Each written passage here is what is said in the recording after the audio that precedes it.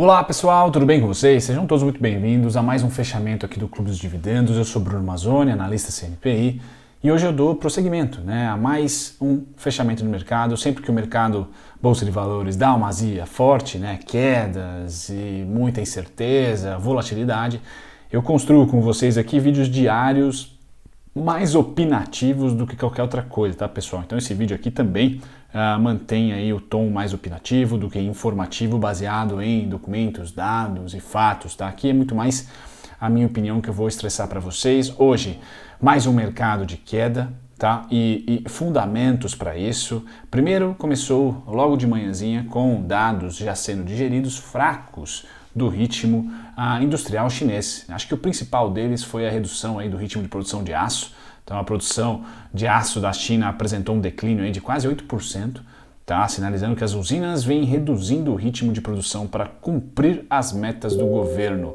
Tá? Pessoal, China desacelerando tem várias implicações com o mercado de exportação e importação do mundo e também o mercado de produtos. Tá? A China é um grande motor da economia real do globo, então isso fez com que os mercados financeiros e todos os índices dessem uma desacelerada.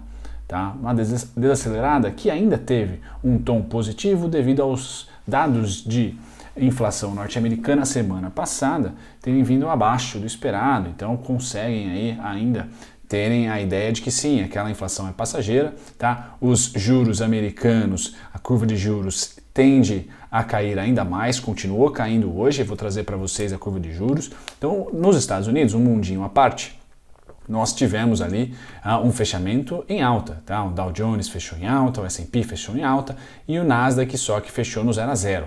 Tá? Mas tanto o industrial como o S&P, as 500 mais, fechou ali 0,26, 0,31, ou seja, não teve um dia de realização de lucro, manteve um dia, vamos dizer assim, apreensivo, olhando para o que está acontecendo no mundo. Tá? O que para nós afeta, pessoal? Petróleo caiu, minério de ferro caindo, então, de novo, nossa economia financeira é comoditizada. Se China está diminuindo a pujança, os dados vieram fracos, quer dizer então que o mercado vai esperar o quê? Estímulos da China. Tá? Se teve bastante estímulo nos Estados Unidos, na China ainda não teve nenhum grande pacote. Teve um pacotinho ano passado, mas nossa, nem perto de trilhões. Tá? Foi um pacotinho mesmo, tá? Talvez o menor dos países das economias mais fortes. Então eles têm ainda bastante gordura fiscal para fazer um super pacote. Talvez o mercado esteja esperando um pacotão desse para que os indicadores e a economia chinesa volte a crescer conforme o mercado gostaria que acontecesse. Tá? Bom, pessoal, fora isso, temos aí o estresse Afeganistão e Estados Unidos. Tá? É uma região onde chineses têm muito interesse, então pode ser também o mercado um pouco incerto. Isso reflete esses índices todos 0,30, 0 a 0, menos 0,2, sabe? Essas coisas sem tendência. Também pela possibilidade de um novo capítulo no Oriente Médio. Tá? É uma região que tem muita gente interessada, desde Rússia, China, Estados Unidos. Tá? Todo mundo tem interesse por ali e agora a gente deve ocupar aí as manchetes da TV. Bom, falando de mercado, eu separei aqui o Infomoney, tá? Que apesar de ser um pouquinho às vezes calamitoso demais, tá? Essa manchete, esse é o grande destaque.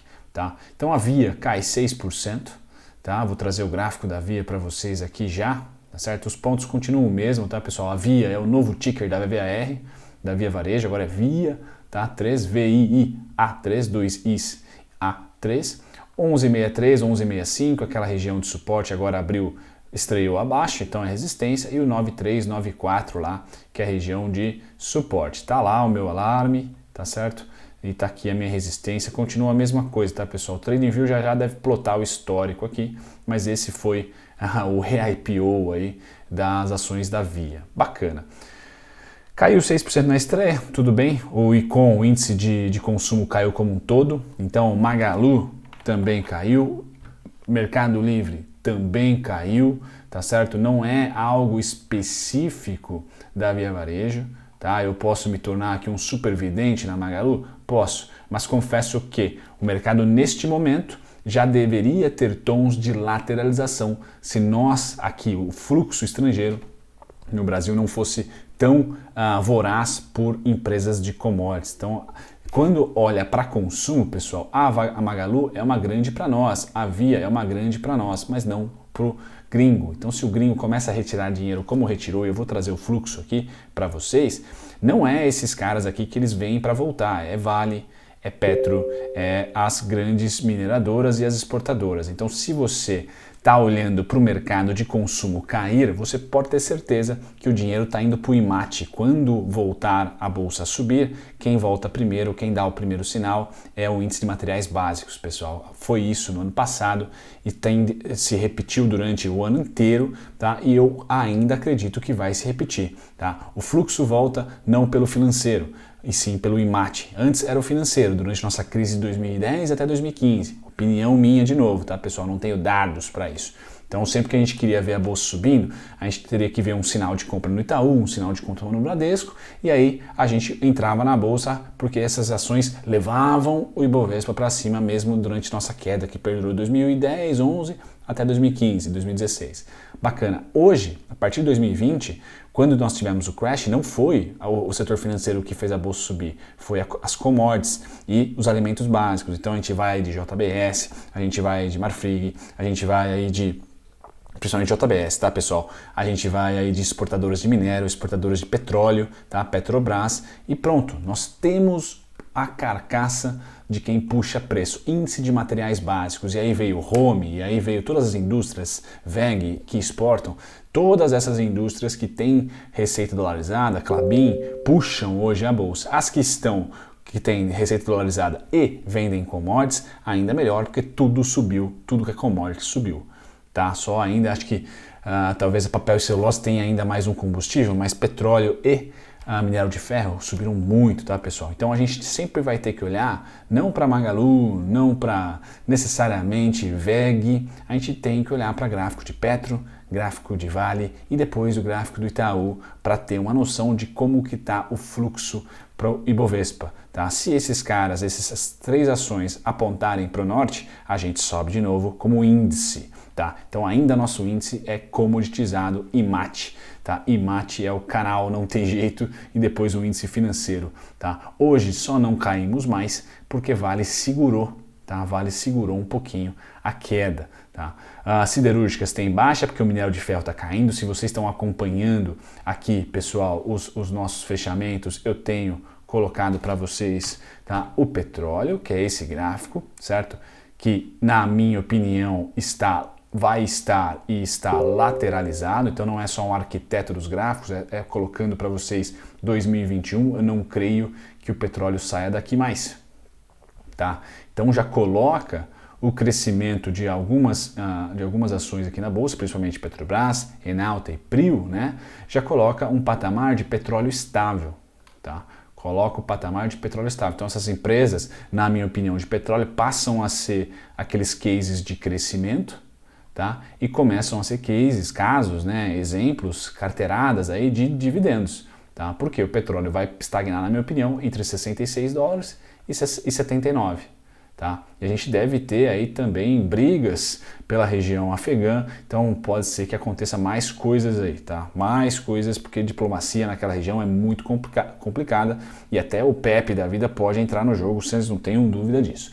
Tá? Então aqui, pessoal, eu acredito que no caso do petróleo, mantenha a nossa bolsa a 120, a 130. Se for protagonizar somente petróleo, ações de petróleo, Petrobras no caso, eu não vejo uma reversão de tendência, como pode acontecer, tá, no setor de minério de ferro. Pode acontecer no setor de minério de ferro, porque diferentemente do petróleo subiu muito. Minério de ferro, pessoal, estava nas máximas históricas. Então petróleo eu vejo lateral, entre aspas, então segurando, se a gente correlacionar com o Ibov, segurando o Ibov ali em 120, 115, tá? Seguraria por ali.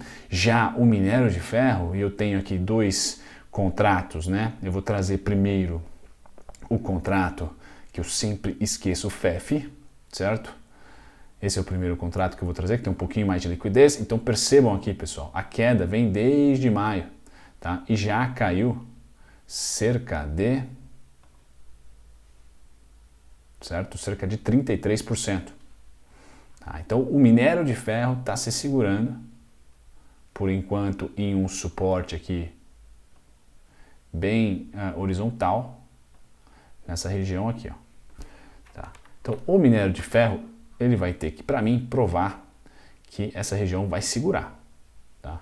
E eu é que estou mais ressabiado em relação ao minério de ferro. Quando eu pego o contrato com extensão de anos já, que é o TIO, ele só não tem liquidez no diário, então tem que passar lá para o mês, certo? Quanto carrega, tá aqui, ó. Tá aqui, ó. Então o minério de ferro, pessoal, nunca esteve tão caro, tá, na história, desde que eu tenho histórico aqui, desde 2010, 11, ó. Rompemos máxima histórica. Tá? E as quedas eu coloquei para vocês nos vídeos anteriores, né, 36% a 40%, da máxima à mínima, então eu estou projetando aí uma queda até os 139, 131. Quando tocar lá, aí eu vou ter a mesma ideia do petróleo, assim, acho que vai lateralizar. Não vejo reversão de tendência ainda para as commodities, eu vejo só uma lateralização. Deixa eu tirar aqui a opacidade. Boa. Então é isso que eu estou imaginando para o petróleo. Tá? Lateralização. Para o minério de ferro, perdão. Lateralização, só que bem abaixo dos níveis atuais. Estamos negociando, tradando a 166, eu estou falando aí de 139, 131. Tá? Então ainda vejo o Vale sangrar um pouco no mercado. Tá? Posso estar redondamente errado, tomara que eu esteja. Nada de ruim em relação a isso. É só como eu falei, né, mais opinativo aqui, tá, pessoal? Acho que o minério de ferro e as economias vão desacelerar no curtíssimo prazo, tá? Ou seja, esse terceiro TRI, e aí para o quarto TRI e primeiro TRI 2022 a gente pode ter de novo, tá, novos pacotes, governos querendo dar uma super corrida aí na economia. Nós temos a midterms elections lá nos Estados Unidos, que é a renovação aí da casa, do Congresso, né? Do Senado e do Congresso, então, da Câmara e do Senado, então temos a possibilidade de novos estímulos ou de novas notícias interessantes pró-mercado aí, que vão estimular o mercado ao risco novamente. Por hora, terceiro TRI, pessoal, começando em agosto, terminando em outubro, eu vejo as commodities tirarem um pouco o seu apetite do jogo, tá? O petróleo deve se manter bem aos 60 ou 70, tá? Já a 60 ou 80 no caso, né? Já a 66, 79, já o minério talvez a derrocada ainda continue, tenha mais um candle branco aqui, tá? Em setembro. O agosto já está caindo, mas em setembro pode ser que a gente tenha também um candle branco ali, tá? Bom, feito isso, nossa bolsa não vai andar, tá? Porque vai ter uma força subindo, outra descendo, o setor financeiro não ajuda. Aqui, pessoal, é o fluxo estrangeiro, então eu queria destacar para vocês, faz tempo que eu não trago, né? Então, deixa eu destacar o que é mais importante dessa tabelinha, né? Que deste lado aqui, ou melhor, desse lado não, né? Justamente nesta coluna, tá? Está protagonizado aqui o fluxo de IPO e follow-on, que é chamado de fluxo primário, tá? Mercado primário. Então, em julho, tivemos vários IPOs, certo? E esses IPOs entrou uma graninha, certo? Entrou quase 7 bilhões, tá? Nos IPOs. Não no mercado secundário, nas ações, o que é tradeado dia a dia. Antes, de reservas, tá? Nos IPOs. E nós tivemos, com o saldo negativo do mercado secundário, que é essa outra tabelinha aqui, que é o mercado secundário, tá? Ou seja, as ações já negociadas em mercado, nós tivemos um menos o outro, ou um mais o outro, um saldo negativo de 1,5 bi, quase 1,3 bi. Então, pessoal, o saldo negativo do mercado secundário, a retirada de grana do mercado secundário, das ações já em mercado, não os IPOs, as ações já em mercado, foi de 8 bi. Tá? Então foi uma venda, foi a maior venda do ano. Tá? Até então era março, que justamente protagonizada lá pelas mudanças do presidente lá da Petrobras, Lula elegível de novo, foi um estressezinho aqui em março, bem como a Covid aqui no Brasil, certo? Tudo isso corroborou bastante para essa venda de quase 5 bi em março. Já em junho, pessoal, em julho, se não fosse, tá, os IPOs, maior entrada de grana em IPO, tá, 7 bi, se não fosse os IPOs, tá, nós teríamos aqui 8 bi negativo, tá, para mais, tá, um pouquinho mais de que 8 bi. Então é importante colocar isso para vocês, tá? O quão ruim é, o quão ruim não, o timing, tá? Do estrangeiro, que é só estrangeiro. Tá? Julho do ano passado, pessoal, também tivemos venda. Por quê? Calendário, né? Calendário é assim mesmo, o mercado de ações é assim mesmo. Tá? Então teve 5 bi de venda ano passado, tá? 3 bi somente nos IPOs. Aqui tivemos 7 bi em IPO, 8 bi na venda secundária. Então importante, foi um mês vendedor. Tá? Bacana. Tirando o fluxo aqui, coloco para vocês, né? Vamos olhar o mercado hoje. Então, nós tivemos o mundo fechando em queda, pessoal, e aqui entra um pouquinho da variante Delta. Agora sim, tá fazendo preço nos principais índices, porque China anunciou lá o fechamento, né, a paralisação de pelo menos 25% da atividade dos seus portos. Tá? Então já mostra uma cautela forte chinesa. Por isso que vocês viram aí Santos Brasil derrocar, tá? Porque começa a restringir o trânsito aí de containers. Tá? Então o Santos Brasil vai sofrer, vocês não tenham dúvida disso. Tá? O Rail pode sofrer, vocês não tenham dúvida disso. Tá? Exportação e importação sofrem via container, via água, tá? Porque os portos chineses recebem muita mercadoria, tá? Nem preciso falar disso. Então fez preço hoje sim, tá? Dados fracos industriais de lá e também, tá? Fez preço a variante Delta agora, de fato, China, tá? Atingindo China novamente. Tá? Nos índices futuros, nos Estados Unidos, como eu falei, ficaram lá a par do mundo, certo? Com bons resultados, inflação baixa, todo mundo lá falou, beleza, vamos continuar aqui no mercado. Já a Ásia, tá? E Europa, queda, Brasil até uma queda menor que a do Japão. Então o Brasil hoje, pessoal, caiu menos pelo doméstico, mais pelo mundo. Essa é a minha conclusão do início do vídeo. Agora a gente pode passar, deixa eu ver o que eu tenho para vocês aqui, a gente pode passar para o mini índice, tá? Então vamos lá para o mini índice, vamos para um gráfico intraday. Tá, deixa eu tirar as informações aqui do lado. Nossa, que rabisqueira. Todos os estudos aqui de intraday. Tá? Bom, o que eu tenho para falar para vocês, pessoal? Esses 120 mil, como eu comentei no vídeo anterior, né, ele não era um suporte forte para mim. Ele é a máxima pré-corona crash. Tá? Então, suporte mesmo está aqui em 115.455 agora. Tá? Resistência e boa região de venda, 121.750, 122.520. Retomada da tendência de alta, inclusive, pode ser a partir dessa linha a linha amarela que eu vou pôr aqui. Tá?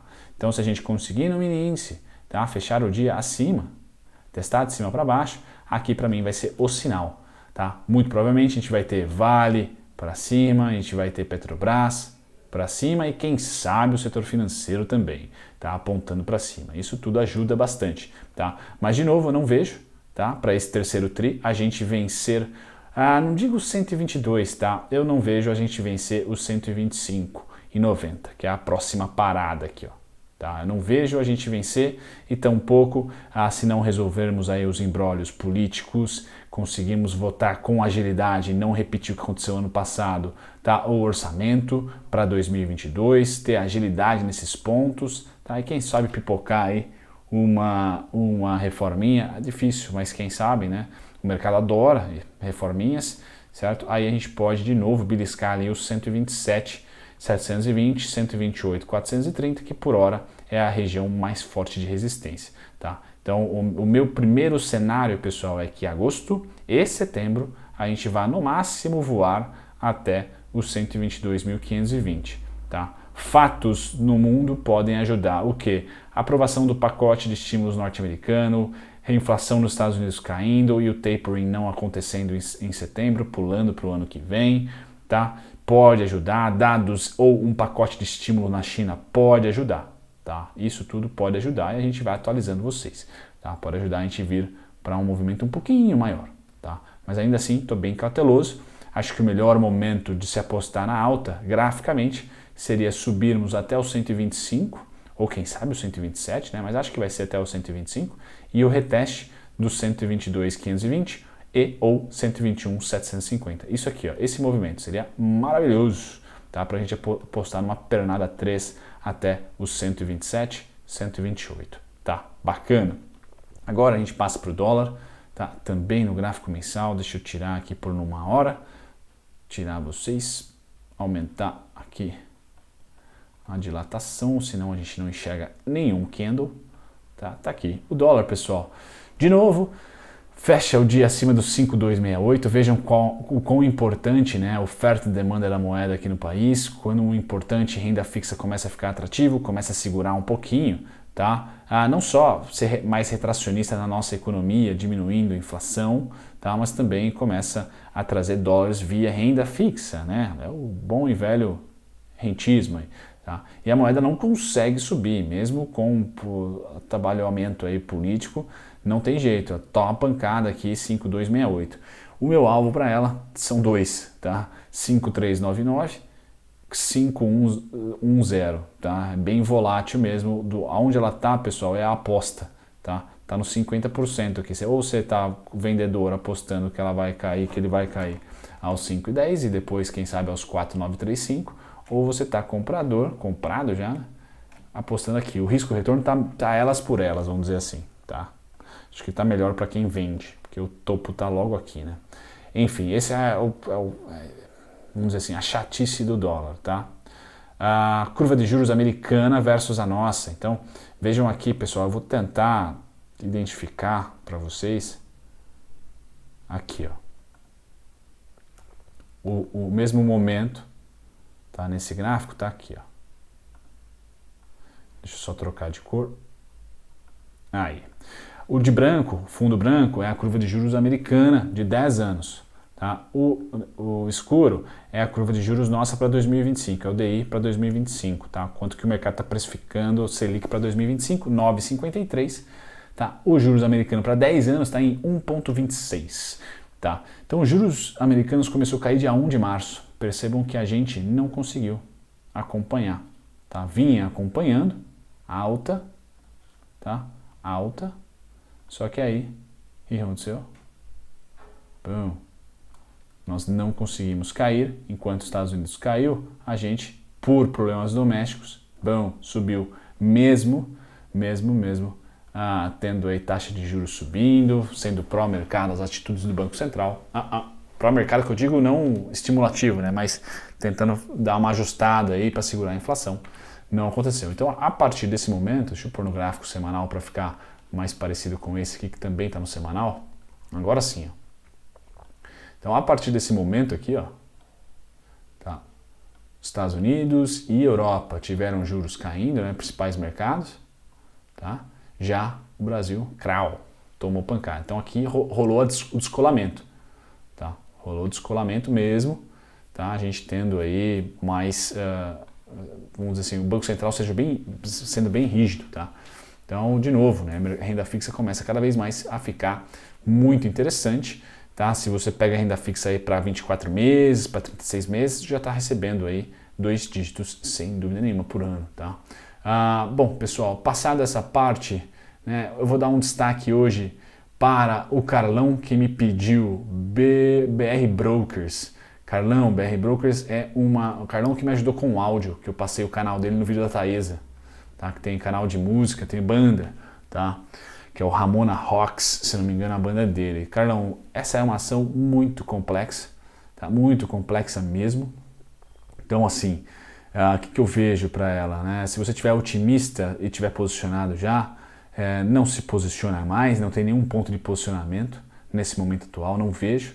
Talvez 1,16, né? 1,16 é o único suporte abaixo do preço. Se você quiser dar apostar mais uma ficha nela, tá? Alvo 4,6 bateu, só que tem pouca liquidez. Eu falei para você, né? Então tem que ter ordem cadastrada, porque senão, aqui é um gráfico mensal, né? Se eu pôr no gráfico diário, você vai perceber que em um dia ela bate, justamente aqui, tá? E no outro devolve tudo. Tá? É bump and dump isso daí. Então você tem que ter a ordem cadastrada. Então 1,16 é o único suporte que eu tenho, tá? 4,6 é o primeiro alvo, 6,10 e 10,37, que o 10,37 é praticamente um turnaround, tá? Aí sim, porque nos preços também, provavelmente nos fundamentos, tá? Porque a gente vai tirar o topo anterior do mapa, tá? Se a gente romper esse topo, por enquanto estamos fazendo máximas e mínimas descendentes, certo? Então, a tendência é ir para zero, certo? Se fizer um fundo duplo, primeiro alvo 4,6, 6,10, a gente ainda continua no 6,10, tendo topos e fundos, os fundos não, né? Mas os topos ainda descendentes, então começa a ficar lateral. Se romper essa região, vou pôr de amarelo agora, pum, rompeu aqui, aí inverte tendência, tá? Aí eu vou olhar para essas vendas, projetar elas e de novo vamos no verde, tá? O verde tem mais chance de acontecer, tá, do que o amarelo. Por enquanto é a queda total do ativo e o ostracismo, né? Isso é a mesma coisa que a Viver, né? A gente pode pôr a Vivir, certo? Que mais? Mesma coisa, idêntico. A gente pode pôr quem mais, que é uma puta bomba também.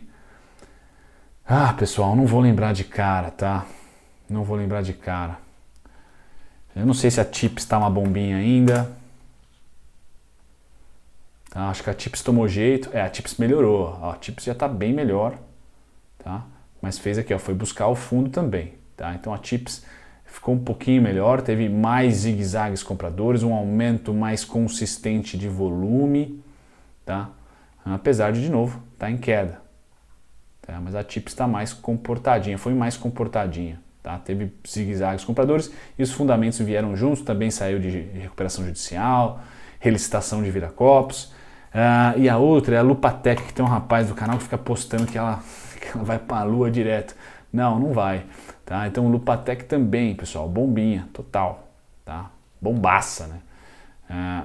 Só que também, a Lupatec está bem mais bonita do que, talvez a mais bonita das que eu mostrei, até mais bonita do que a Tips. Tá?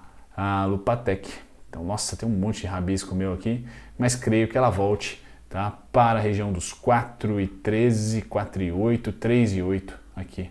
Tá? Então a lupa até está interessante, né? Apesar de também não ter renovado topo, né? Só testou topo, então ela está nesse movimento aqui, ó. Tá? Não considero esses topinhos intermediários muito satisfatórios aqui. O único que considero é o pré-Covid. Então, na lupa, talvez a gente tenha sim, tá? Um suporte bem interessante, tá? Aqui. Preciso acompanhar os fundamentos para ver como ela tá, mas sim, ela ganhou volume, ó, e manteve alguns dias de bom volume. Então, sim, a lupa tirei sarro, mas tirei sarro porque grafista olhando esse gráfico não entraria nunca, né? Senão com ordens já cadastradas, pré-determinadas, porque sabe que a liquidez é fraca. Assim, a liquidez melhorou, mas não muito, né? Também, ó, em um dia teve uma boa liquidez, depois subiu 100. Então, assim, pessoal, são ações que quando o mercado está em alta, você pode se entusiasmar. Quando está em baixa, não, tá? Porque vai ser esquecida. Quando está em baixa, olhem para o índice de materiais básicos, se as commodities estão subindo, e é o caso, ou se as commodities não estiverem subindo, como foi lá em 2010, 2015, olhem para o setor financeiro, para seguradoras e para ações de valor. De repente, Ambev, Hypera, M. Dias Branco, Natura, sabe, a Raia Drogasil, empresas consolidadíssimas aqui no Brasil. Certo, pessoal? Essa foi a minha opinião, fechamento de mercado. Então, segurem os cintos, porque a gente deve ter, na minha opinião, ainda essa semana ruim. Tá? A quarta-feira é a rolagem do contrato de mini índice. Eu acho que a partir de quarta, quinta, tá? Quinta e sexta pode ser melhor, tá? Quinta e sexta pode ser melhor. Amanhã e quarta-feira ainda muito incerto, muito chato, tá? Então tenham isso em mente, tá? Enquanto a gente não tiver boas notícias, principalmente, vamos colocar no radar aí o orçamento para 2021, tá? A reforma tributária novamente entrando em pauta aí, sendo aceita ou não, tá? Essas são as duas principais coisas, eu acho, para destravar um pouquinho de valor para nós, tá? Vacinação continuando andando, tá? E olhar para a variante Delta, principalmente na China agora, né? Eu falava do sul asiático ali, leste sul asiático, tá? Agora também China. Então, importante observar, e se vai ter algum desdobramento, esses indicadores chineses vindo abaixo, se o governo chinês vai dar uma injetada de grana lá. Tá? Se acontecer, você pode ter certeza que o mercado vai gostar e gostar bastante. Certo? Um grande abraço para vocês, vejo vocês no próximo vídeo. Tchau, tchau!